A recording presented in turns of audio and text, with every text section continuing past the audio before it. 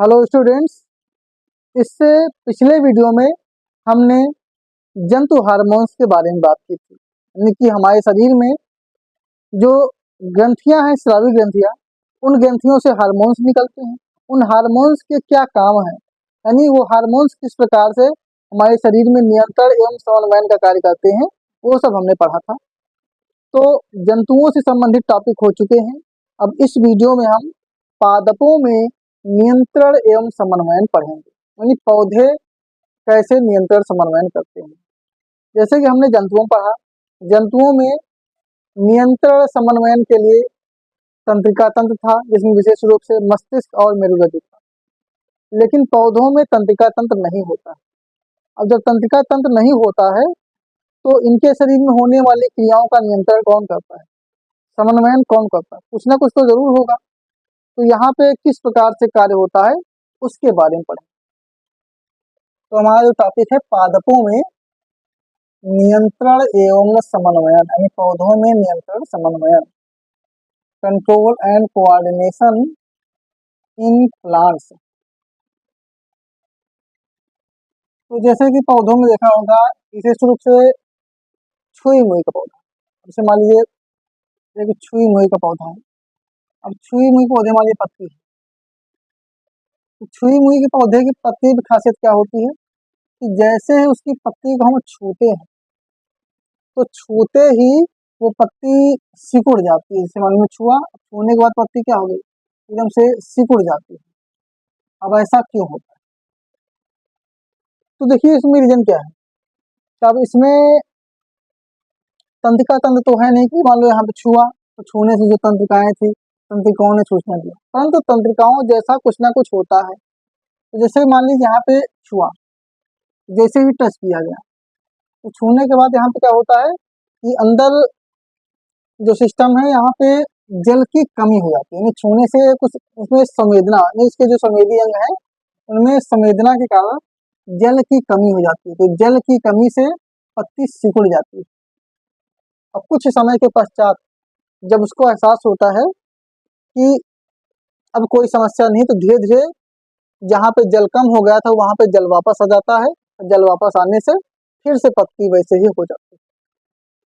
ऐसे ऐसे देखा होगा कि सूरजमुखी का पेड़, अब सूरजमुखी में क्या होता है कि जिधर जिधर सूरज घूमता जाता है उधर ही सूरजमुखी का फूल घूमता रहता है। यहाँ भी एक प्रकार से नियंत्रण समन्वयन का ही मैटर है। तो इसके लिए अभी हम पढ़ेंगे पादपों में गति, क्योंकि गति से संबंधित टॉपिक है। तो यहाँ पे क्या है कि आकस्मिक अनुक्रिया होती है, यानी जब वो पौधे के किसी भाग को छूते हैं तो वो एक प्रतिक्रिया देते हैं, जिसे कहते हैं आकस्मिक अनुक्रिया। जैसे कि इससे पहले हमने जंतुओं पढ़ा था प्रतिवर्ती क्रिया, वैसे यहाँ पे आकस्मिक अनुक्रिया है। इसमें क्या है कि छुई मुई की पत्ती को छुआ, छूने से क्या हुआ, इसके अंदर तुरंत कोशिकाओं में जल की कमी हो जाती है, क्योंकि जल यहाँ का पीछे चला जाता है, उससे पत्तियां सिकुड़ जाती हैं। फिर जब जल वापस लौटता है तो पत्तियां अपनी जगह पर हो जाती हैं। तो यहाँ पे हमें पढ़ना है पादपों में गति विशेष रूप से। तो गति से ही ये टॉपिक समझ में आएगा कि पादप में गति जो होती है वो किस आधार पर होती है। तो पादप में जो गति है उसे विशेष रूप से 4 भागों में बांटा गया। एक है जलानुवर्तन गति,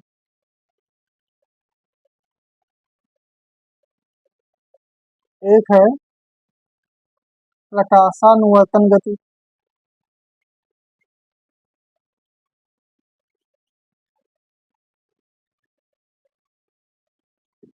जिसमें होती है गुरुत्वानुवर्तन गति,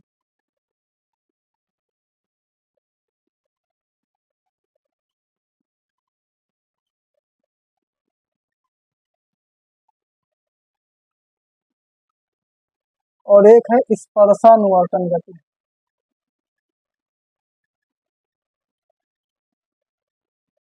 तो जो अभी हमने पढ़ा है छुई मुई का पौधा, तो छुई मुई के पौधों में जो गति है वो स्पर्शानुवर्तन गति है। जो सूरजमुखी का पौधा है उसमें जो गति है वो प्रकाशानुवर्तन गति। अब पढ़ते हैं कैसे, जैसे इसमें क्या है मेन चीज जला, जल प्लस अनुवर्तन, प्रकाश प्लस अनुवर्तन, गुरुत्व प्लस अनुवर्तन, स्पर्श प्लस अनुवर्तन। तो जब पौधे के भाग जल के प्रति प्रतिक्रिया करते हैं तो उसे कहते हैं जलानुवर्तन गति। जैसे कि मान लीजिए पेड़, अब पेड़ में जो जल होता है वो जड़ के पास होता है, जमीन में होता है। अब पेड़ में क्या है, जो जड़ है वो जड़ पानी की ओर जा रही है, इसे हम बोलेंगे धनात्मक गति, धनात्मक जलानुवर्तन गति। क्योंकि पेड़ की जो जड़ है, अब जड़ क्या है, जड़ जल की ओर जा रही है, तो जल की ओर अनुवर्तन कर यानी पानी की ओर जा रही है। जबकि तना क्या है, ऊपर की ओर जा रहा है, पत्तियां ऊपर की ओर जा रही है। तो जो पत्ती और तना है वो ऋणात्मक जलानुवर्तन गति के अंतर्गत आएगा। तो पादपों में जो गति क्या है, जलानुवर्तन गति, मतलब कि वह गति जिसमें पादप के भाग जल की ओर अनुक्रिया करें। तो जल की ओर अनुक्रिया करते हैं तो जलानुवर्तन गति होती है। अगर जल के खिलाफ गतिक्रिया करते हैं तो जल तो उसे बोलेंगे ऋणात्मक जलानुवर्तन गति, और जल की ओर करेंगे तो धनात्मक जलानुवर्तन गति। ये सिस्टम सब में होता है। प्रकाशानुवर्तन, यदि पादप का भाग सूर्य के प्रकाश की ओर गति करता है तो धनात्मक प्रकाशानुवर्तन गति, उसके खिलाफ करे तो ऋणात्मक प्रकाशानुवर्तन गति। नहीं, ये बात सब में हो जाती है, प्लस माइनस जो सिस्टम है सब में, प्लस यानी धनात्मक और माइनस ऋणात्मक। ये यहाँ पर यदि पौधे का भाग गुरुत्वाकर्षण की ओर गति करे तो धनात्मक गुरुत्वानुवर्तन गति, अगर गुरुत्वाकर्षण के खिलाफ जाए तो ऋणात्मक गुरुत्वानुवर्तन गति। जैसे कि पौधे में जड़ क्या है, जड़ गुरुत्वाकर्षण की ओर, क्योंकि गुरुत्वाकर्षण जमीन पे लगता है, जल क्या है नीचे की ओर जा रही है तो वो धनात्मक है जड़। जबकि तना और पत्ती फल क्या है, फूल क्या है, ऊपर को जा रहे हैं तो वो क्या हो गए, ऋणात्मक गुरुत्वानुवर्तन गति। ऐसे स्पर्शानुवर्तन छूने से, अब जो छूने से क्या हो रहा है, जैसे कि सुई हुई पत्ती को छुआ गया, अब छूने से वो क्या हो रही, भाग रही, तो यहाँ पे स्पर्शानुवर्तन गति। तो उम्मीद है कि टॉपिक समझ में आ गया होगा कि पादपों में गति क्या होती है, जल के प्रति अनुक्रिया, प्रकाश के प्रति अनुक्रिया, गुरुत्व के प्रति अनुक्रिया और स्पर्श के प्रति। सूरजमुखी बताया, सूरजमुखी क्या करता है, सूरजमुखी का जो पौधा होता है उसका फूल जिधर सूर्य का प्रकाश होता है उधर की ओर जाता है, यानी कि वो धनात्मक प्रकाशानुवर्तन गति करता है। ये पादपों में गति है। अब इसके बाद नियंत्रण एवं समन्वयन के लिए, जैसे जंतुओं में जंतु हार्मोन्स पढ़े थे, वैसे ही पादपों में पादप हार्मोन्स होते हैं, उन हार्मोन्स को पढ़ते हैं। उसके बाद ये अध्याय यहाँ पे समाप्त हो जाएगा। तो पादप हार्मोन्स ये 5 होते हैं। अब इन पांचों के बारे में बात कर लेते हैं। पौधों में हार्मोन, हार्मोन तो जानते होंगे, हार्मोन्स वे रासायनिक पदार्थ होते हैं जो नियंत्रण एवं समन्वय में अपनी भूमिका निभाते हैं। तो पादप हार्मोन्स में 2 कैटेगरी बांटी गई, एक है वृद्धि प्रवर्धक हार्मोन और दूसरे हैं वृद्धि नियामक हार्मोन। नियामक हार्मोन, तो वे हार्मोन्स जो वृद्धि को बढ़ाते हैं वो वृद्धि प्रवर्धक हार्मोन्स कहलाते हैं, और वे हार्मोन जो वृद्धि को घटाते हैं वो वृद्धि नियामक हार्मोन्स कहलाते हैं। वृद्धि नियामक, तो बढ़ाने वाले हैं प्लस वाले, घटाने वाले माइनस वाले। तो 2 प्रकार के हार्मोन्स होते हैं, जबकि हार्मोन्स की संख्या कुल 5 होती है, जिनमें से 3 हार्मोन वृद्धि प्रवर्धक हैं और 2 हार्मोन वृद्धि नियामक। अब इनके बारे में बात कर लेते हैं। तो वृद्धि प्रवर्धक हार्मोन में पहला सबसे महत्वपूर्ण हार्मोन है ऑक्सिन। इसे लेते हैं ऑक्सिन, ऑक्सिन हार्मोन हो गया ऑक्सिन।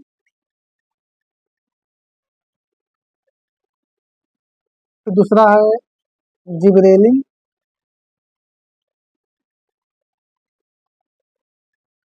और तीसरा है साइटोकाइनिन।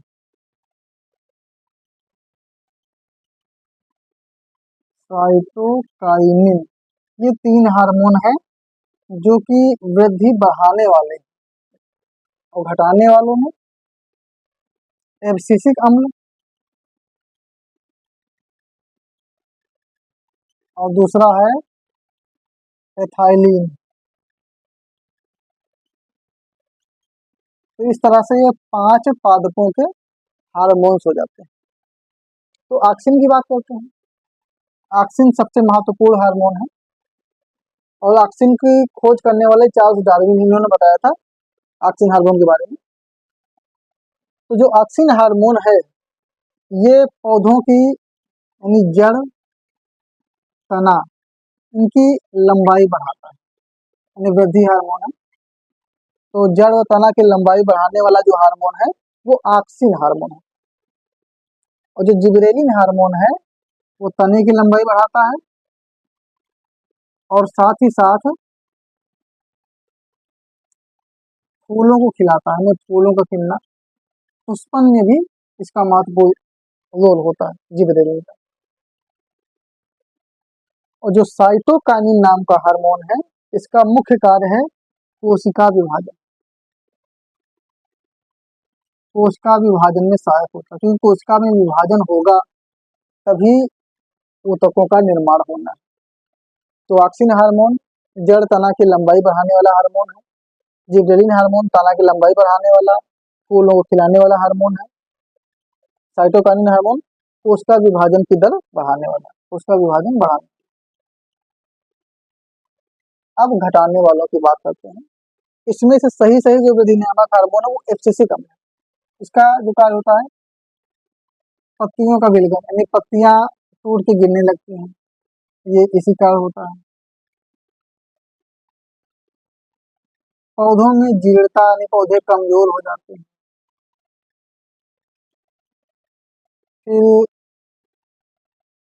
पुष्पन लेट होना, यानी पुष्पन में देरी, देर से फूल खिलना, ये सब जो रीजन होते हैं इसके कारण होता है। एब्सिसिक अम्ल ये सब कार्य करता है। एथाइलिन जो होता है ये समय से पहले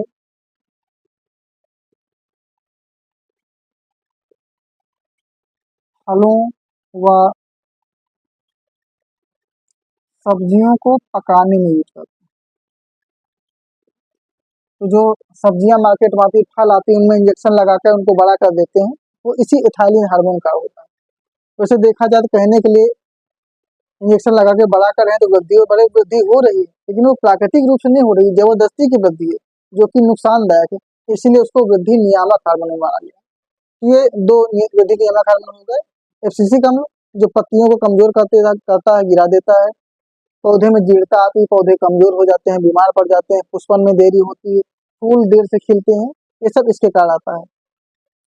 और जो एथाइलिन हार्मोन है इसे फलों और सब्जियों को समय से पहले ही बढ़ा दिया जाता है इंजेक्शन लगाकर। तो इस वीडियो में हमने पादप हार्मोन्स, पादप में गति और पादप में नियंत्रण समन्वय के बारे में बात कर लिया। जो नियंत्रण समन्वय होता है वो पादप में गति पे डिपेंड करता है और इन हार्मोन्स पे डिपेंड करता है। ये हार्मोन्स नियंत्रण और समन्वय का कार्य करते हैं। तो ये जो अध्याय है नियंत्रण एवं समन्वय, ये अध्याय आज यहीं पर समाप्त होता है। आशा करते हैं कि समझ में आया होगा। यदि समझ में आया है तो गैलेक्टिक साइंस चैनल को सब्सक्राइब जरूर करना और ये वीडियो बाकी बच्चों को शेयर करना।